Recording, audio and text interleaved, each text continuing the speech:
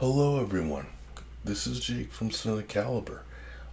In today's video I'm actually going to be covering the review for episode 4 of The Acolyte. For those of you that are new to this whole video series, this will actually be my third video on this TV show. And if you guys would like to see the other 3 reviews on this, there's going to be links in the description of this video so that you can kind of look at those reviews. For those are the reviews for episodes 1, 2, and 3.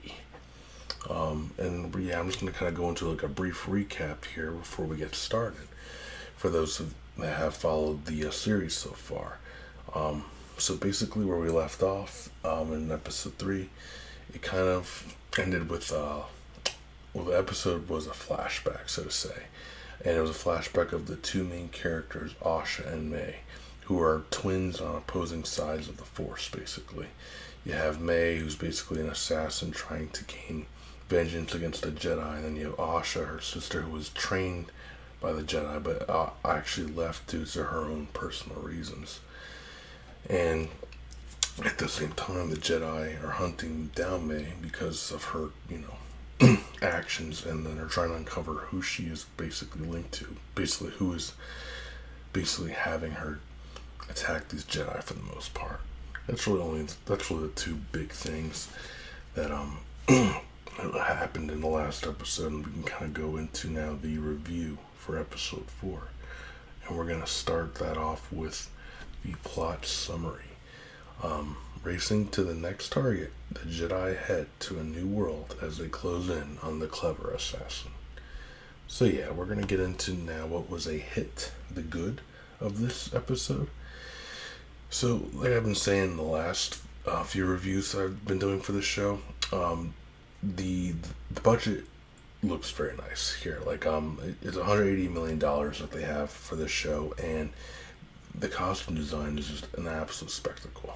It continues to be pretty much the highlight of the entire series. It really feels like one of those big budget Star Wars movies with the way everything flows and everything. Like I really do enjoy how the Jedi look, the starships and all that.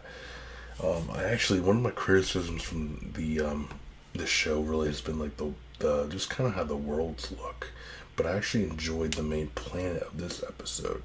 It actually showed some aspects of a new forest called Kofor.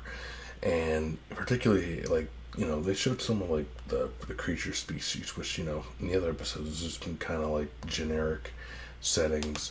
But, yeah, I like that they kind of just showed a different planet. The forest looked kind of like Kashyyyk and Endor, but at least it had something different going for it this time. And yeah, like the Jedi and Asha are into these like large bug species, and Asha's basically trying to or she like gets the Force kind of coming back to her in a sequence, and I enjoyed that for the most part. And another highlight of this episode continues, well, for the whole show really, is Jedi Master Soul's performance, which is played by Lee Jung-jae. He continues to be probably the most dedicated performance of the entire show so far. It sucks the writing hasn't been as good, but he's been doing a tremendous job with the character himself. I really have been digging him. Honestly, he's arguably the best character so far in this show. Another character I actually liked a lot more in this episode was this Jedi named Yord. They kind of sprinkled him in a few of the episodes, but I liked that they kind of developed him in a few dialogue moments between him and Asha. I'm hoping that they continue to develop his character going forward, because he does seem like he would be an interesting character to kind of learn and all that. And then really the last thing that was a hit for me was at the end of the episode, and some slight spoilers, they finally reveal the Sith. Like, not who they are, but they just make their presence known.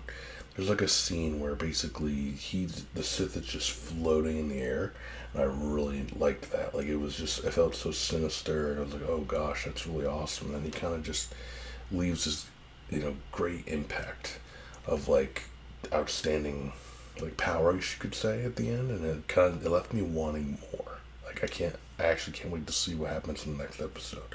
I felt that they built that up very well towards the end. Because I love the Sith. It's probably one of my favorite parts of Star Wars, and it's just a part that really hasn't been explored. So to see like it be kind of shown finally, it's exciting for me. But that was everything that was a hit. Now we're gonna go into everything that was a miss, the bad. So, like I said before, despite this being like a $180 million budget show, it doesn't really take advantage of the budget that it's given. Sadly, for example, like I really feel like we're like 4 episodes in, and it just feels like nothing has been developed. Nothing is going on that's truly significant. It really, honestly, this felt like an episode that should have probably happened in like the first episode. Like, I don't know, like they're really trying to get us to really get into Asha and May, like being these significant characters, but they're just not. And it just feels like they're more of like a plot point to Jedi Master Soul, really, than anything. Now that's my honest opinion. And then it also feels like it feels like they should have done this episode in the beginning, right? The Jedi go on some mission, and then they find the Sith, and then from there, explore the Sith, like, because that's what the show is supposed to be about. It's supposed to be about the Sith, but it really has barely even touched upon it.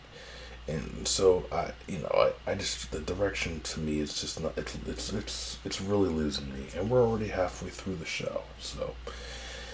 And then just as a point too with May, she completely, her character just flips. Like, it just flips and there's really no justification for why she flips. It's like, wait, you were trained to do all this, but then now you're just gonna do that? Like, that makes no sense. It's pretty much as bad as when Daenerys in Game of Thrones went haywire. Like, there's just no justification for the character flip. And it's unfortunate because they could do a better job with these characters, but the writing just is not there. And then another character they waste is Jedi Master Kalnaka. So they're exploring like a Jedi Wookiee, and they've done nothing with him. They've showed him in a few scenes, and again, slight spoilers, but I was so excited to see him and be in action. But they just freaking kill him off like every other character they've been killing off. Every character that I get excited to see is just dead. They're literally, it's like Snoke all over again. Like, these people are just refuse to learn from their past mistakes. Like, you gotta develop these characters. You gotta do something. And they're just not. It's just madness, really. And then to really top that off, I mean, there's just the continued blatant retcon of George Lucas's established storyline. It's unacceptable. And they continue to do that. So I'm going to talk a little bit about a little particular plot point in here. They had a younger Jedi Master, Kyandi-Mundi.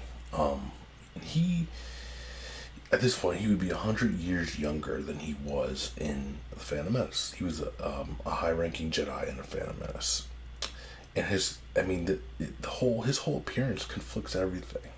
Because really, his one significant moment of dialogue in Phantom Menace is the Sith haven't been known to be, prominent in a millennium. Impossible. The Sith have been extinct for a millennium. But if that were the case, the timing wouldn't have added up. I mean, a century is 100 years. And so and he was present when Jedi Master Soul was telling them, hey, we think that there's some kind of sinister, enemy that is pulling the strings here. You don't think he would have suggested that to, Yoda and Master Windu in episode 1? If there was a Sith? it just completely conflicts. And it really just feels like these people have no idea what they're doing with Star Wars. And it's driving me insane. I mean, the people making it, Lena Headland and Kathleen Kennedy, they're just continuing to destroy the franchise. That's really my honest opinion. They have no knowledge of any prior lore, and it's just a huge slap to the fans, the hardcore fans. I mean, maybe for newcomers, this is, something that you can really get into, but for me, and who has been following Star Wars basically my whole life, it's hard. It's hard for me to get through this.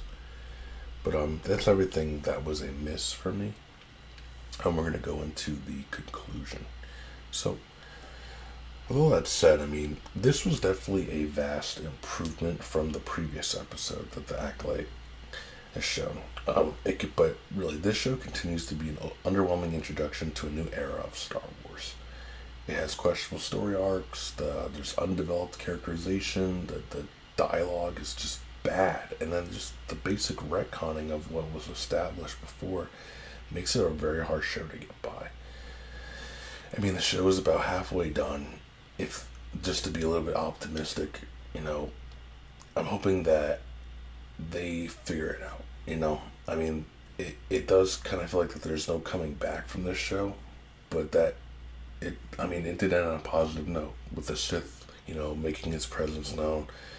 But Disney really has to find a way to redeem themselves here, because they only have 4 more episodes to do so. And just the way things are going, it doesn't feel like it's going to get any better. But those are my opinions on that. If you guys have your own opinions, you can please comment, and of course always like and subscribe to the channel. And we will be back with another video once the next episode releases. Alright? And this is Jake from CINECALIBER.